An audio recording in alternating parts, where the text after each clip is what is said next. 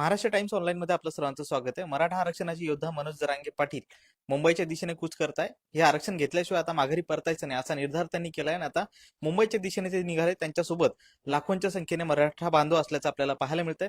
यामुळे आता आरक्षण घेतल्याशिवाय माघारी परतणार नाही असा निर्धार केला असला तरी खरंच आरक्षण मिळणार का या संदर्भात अनेक प्रश्न उपस्थित होत आहेत. एकंदरीत या सगळ्या मराठा आरक्षणाच्या संदर्भात कायदेशीर लढाई लढणारे विनोद पाटील आपल्यासोबत, आपण त्यांच्याशी बातचीत करणार आहे. भैया, जे काही मनोज जरांगे पाटील हे मुंबईच्या दिशेने गेलेत आणि आरक्षण घेतल्याशिवाय माघारी परतायचं नाही असा त्यांचा निर्धार. नाही, निश्चित त्यांचे प्रयत्न जोराने सुरू आहे. ते रस्त्यावरची लढाई लढताय, मी न्यायालयीन लढाई लढतोय. आमचं दोघांचं उद्दिष्ट एकच आहे. परंतु प्रश्न असा आहे की या सर्व गोष्टी होत असताना आज मराठा समाज व ओबीसी समाजामध्ये जो वाद निर्माण होण्याचा प्रयत्न सुरू आहे, हा कोण करतंय, हा कशामुळे होतोय, याच्याकडे देखील आम्हाला आता गांभीर्याने बघावं लागेल. मी जबाबदारीने वक्तव्य करतोय. काल भारतातील एक रिटायर्ड जस्टिस महोदयांनी मला कडक सूचना केल्या. मला जे त्यांनी कान उघडणे केले आणि मला त्यांनी प्रश्न विचारला की विनोद, ज्या पद्धतीने आपल्याकडनं काही लोकांचे वक्तव्य होत आहे, या वक्तव्यांची गरज आहे का? तुम्हाला कायद्यावर विश्वास नाही का? मी त्यावर त्यांना स्पष्ट सांगितलं, आम्हाला कायद्यावर विश्वास आहे म्हणून आम्ही न्यायालयीन लढाई लढतो. रस्त्यावरची लढाई जी आम्ही लढतोय त्याला देखील रीतसर परवानगी मागितली आणि कायद्याच्या चौकटीत आम्ही सर्व लढाई लढतो. 4-2 लोक नाराज झाले तर चालतील, परंतु मराठा समाजातल्या काही प्रमुख लोकांनी आता पुढे आलं पाहिजे. ओबीसी समाजाच्या लोकांनी पुढे आलं पाहिजे आणि याच्यावर बसून चर्चा झाली पाहिजे. गावगाडा ग्रामीण पातळीवर हा एक दुसऱ्याला सोडून होऊ शकत नाही आणि कुठंतरी एक कटुता आलेली आहे, हे सत्य आता स्वीकारावं लागेल. तेव्हा माझी राज्य सरकारला विनंती राहील की याच्यावर आपण लवकरात लवकर तोडगा काढावा. आणि माझी गाव पातळीवर सर्व सामाजिक कार्यकर्त्यांना कळकळीची विनंती राहील की आपसामध्ये शक्य तेवढे वाद आपण टाळावे. ओबीसी समाजाच्या नेत्यांनी पुढे यावं, थोडं मन मोठं करावं, चर्चा करावी आणि याच्यावर कुठेतरी मार्ग निघावा. राहिला न्यायालयीन लढाईचा विषय, तर मुंबई हायकोर्टात जी केस चालू आहे त्याच्यामध्ये देखील माझं लक्ष आहे. सुप्रीम कोर्टामध्ये जी क्युरिटी पिटिशन पेंडिंग आहे त्यावर देखील माझा फॉलोअप सुरू आहे. मग आता नेमकं काय घडतं हे सर्व समाजाला बघायचं. मनोज जरांगे आता मुंबईकडे निघाले. 2 वर्ष त्यांनी अंतर्वालीत आंदोलन केलं, उपोषण केलं, मात्र तिथे फारसा प्रतिसाद मिळाला नाही. मात्र आता ते मुंबईला गेलेत आणि सरकार आता तरी या मागण्यांच्या बाबतीत गंभीर आहे असं तुम्हाला वाटतं का?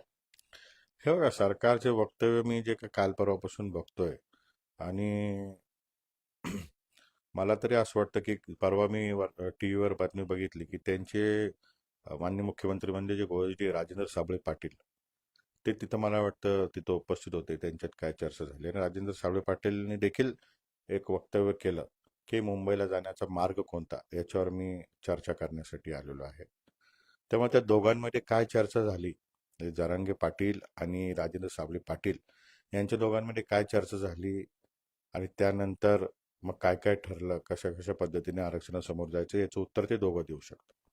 समाज घटक म्हणून आमच्या अपेक्षा आहे, या आंदोलनाकडून देखील अपेक्षा आहे की आम्हाला यातनं काहीतरी आमच्या पदरात पडावं व आम्हाला अधिकाराने टिकणारं आरक्षण मिळावं.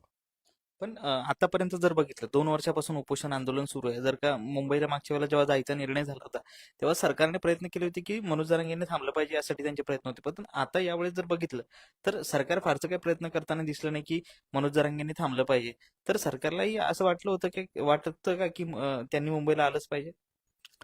हे बघा, सरकारला काय वाटतंय, सरकारचं पडद्याआड असतं ते काय बाहेर जाहीर होत नाही.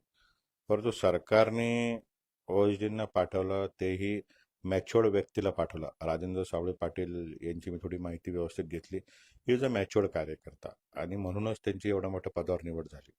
आणि त्यांचं जरांगे पाटलांचं मी संभाषण बघितलं तर तेही इक्वली त्यांचं जे काही चर्चा चालू होती. मग त्यांची काही चर्चा झाली का? मग त्यानंतर त्यांना रूट मागण्यात आला, मग त्याच्यात काही चर्चा झाली का?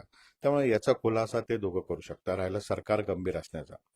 सरकारचे जे वक्तव्य आहे की सरकारची जी मागणी आहे किंवा जी मांडणी आहे, परवा त्यांनी उपसमिती बनवली किंवा शिंदे समितीचा जो त्यांनी एक्सटेन्शन दिलं, तर सरकार दाखवण्याच्या हिशोबाने तर ते त्यांचं प्रेझेंटेशन करताय, परंतु त्याच्या आत काय आहे हे सरकार सांगू शकतं आणि सरकारचे घटक सांगू शकतात. पण एक खंत आणि एक शोकांतिका मला या ठिकाणी बोलायची, ते राजकीय नेते मंडळींवर. ते ज्याच्या मंडपात जातील ते त्याची भूमिका घेत आहे. काही लोक इकडून बोलताय, काही लोक तिकडून बोलताय, एकाच पक्षाचे पदाधिकारी इकडून बोलताय, एकाच पक्षाचे पदाधिकारी तिकडून बोलताय. त्यामुळे मराठा आरक्षणाला राजकीय चष्म्यातून न बघता ही जबाबदारी म्हणून जोपर्यंत सर्व राजकीय पक्ष बघणार नाही तोपर्यंत याच्यामध्ये तिढा सुटणार नाही. कायद्याच्या चौकटी याच्यामध्ये काय काय होऊ शकतं. आता एक नव्याने गोष्ट समोर पुढे येते की जनगणनेसाठी सगळ्या भारताने मान्यता दिली. मग ते जनगणनेचे निकष काय आहे, मग त्याचा परिणाम ह्या निर्णयावर काय होऊ शकतो, असे वेगवेगळे. मी आता दिल्लीतील काही वकिलांशी बोललो, मुंबईतील काही वकिलांशी बोललो जे रिझर्वेशनमध्ये काम करतात. त्यांनी वेगवेगळे पैलू मला त्या ठिकाणी सांगितले. कदाचित सरकार हे त्यांचा सल्ला घेत असेल किंवा माहीत नाही, मी देखील सल्ला घेतोय. परंतु हे सर्व होत असताना सामाजिक नुकसान आमचं फार मोठ्या प्रमाणात झालंय. मागच्या काही दिवसांपासून मराठा समाजाकडं इतर समाजाचा दृष्टिकोन बघण्याचा टोटली बदललेला आहे.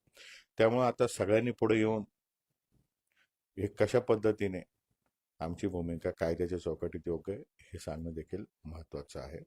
आणि याची सर्व स्पष्टता राज्य सरकार जास्तपणे देऊ शकते. तुम्ही अनेक वर्षापासून कायदेशीर लढाई लढताय. मराठा आरक्षणाच्या संदर्भात तुम्ही अनेक अभ्यासकांसोबत देखील बोललात. मात्र या परिस्थितीमध्ये मराठा समाजाला आरक्षण कसं मिळेल याबाबतीत तुम्हाला नेमकं काय वाटतं?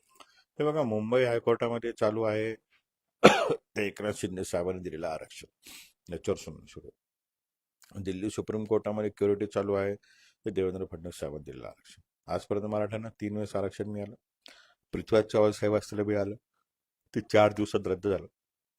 देवेंद्र फडणवीस साहेब असताना मिळालं, ते हायकोर्टात टिकलं, त्याच्यामध्ये 2-3 नोकर भरत्या झाल्या आणि ते सुप्रीम कोर्टात सरकार बदलल्यानंतर ते रद्द झालं. मग त्याच्यामध्ये आता क्युरिटीमध्ये आम्ही भांडतोय. मुंबई हायकोर्टात आता जे चालू आहे की एकनाथ शिंदे साहेबांनी नव्याने दिलं, त्याच्यावर मुंबई हायकोर्टामध्ये लढाई सुरू. म्हणजे मुंबईने दिली, दोन्हीकडे न्यायालयीन लढाई सुरू आहे. त्याच्यामध्ये आमचं बारकाईने लक्ष आहे. जी बाजू मांडतील ते आम्ही बाजू मांडतोय. परंतु समाजाच्या भावना ज्या आहे की तात्काळ मिळालं पाहिजे, याच्याकडे आता तोडगा हे सरकार देऊ शकतं, याच्यावर उत्तर हे सरकार देऊ शकतं. आता जर बघायचं झालं, तुम्ही सुरुवातीला उल्लेख केला होता की मराठा या दरम्यानच्या काळामध्ये मराठा आणि ओबीसी मध्ये म्हणजे वातावरण तणावाचं होतंय. तर याला जबाबदार कोण आहे? कोण याला खतपाणी घालताय आणि हे थांबवण्यासाठी काय प्रयत्न केले पाहिजे? बघा, याला जबाबदार कोण आहे याच्यावर चर्चा करण्यापेक्षा थांबल कसं याच्यासाठी बघितलं पाहिजे. याच्यामध्ये माझ्यासारख्या सर्वांना पुढे यावं लागेल. मराठा समाज व ओबीसी समाज एकच आहे. सर्वांना ओबीसी नेत्यांना पुढे यावं लागेल आणि सांगावं लागेल की हे बघा, आपसामध्ये वाद करून मी आज जर काही म्हटलो की ओबीसींना आरक्षण देऊ नका, तिथे थांबणार आहे का? एखादा ओबीसी नेता म्हणला की मराठा समाजाला आरक्षण देऊ नका, तरी त्याच्या हातात आहे का, ते थांबणार आहे का? ही प्रक्रिया आहे. हे सर्व निर्णय 288 आमदार घेत असतात, सरकार घेत असतात, त्याच्यावर न्यायालयाचं लक्ष असतं. तेव्हा आपसात वाद करून फायदा नाहीये हे स्पष्टपणे सांगितलं पाहिजे. सन्मान सर्व समाजाचा राहिला पाहिजे, याच्याकडे आम्हाला आता लक्ष देणं गरजेचं आहे. मनोज जरांगे मुंबईत गेलेत. मुंबईत गेल्यानंतर सरकारने म्हणजे सुरुवातीलाच परवानगी नाकारली, मात्र आता एका दिवसाची परवानगी दिली आहे. तर सरकार कुठेतरी आंदोलकांना किंवा आंदोलनाला कायद्याच्या कचाट्यात अडकवण्याचा प्रयत्न करते असं वाटतंय. नाही, ते जे मी ते त्यांचं मुख्यमंत्र्यांकडनं आले लोकांचं वक्तव्य बघितलं, ते तर सांगितलं की तुम्ही मुंबईला या, तुम्ही कशा रूटने येणार आहे. आणि हायकोर्टाचं जे काही आहे, कोर्टाचा तो निर्णय आहे की किती दिवसाची परवानगी द्यावी. हा, सरकार याच्यामध्ये कोर्टाला विनंती करू शकते, सरकारने ती विनंती करावी. संविधानिक पद्धतीने अधिकार असल्याने घटनेने अधिकार दिलेला आहे आंदोलन करण्याचे, त्याच्यात आम्ही आंदोलनाची परवानगी मागतो, सरकारने ती द्यावी. नक्कीच. तर हे होते विनोद पाटील. एकंदरीत या सगळ्या प्रश्नांची उत्तरं त्यांनी दिली आहे. सुशील राऊत, महाराष्ट्र टाइम्स, छत्रपती संभाजीनगर.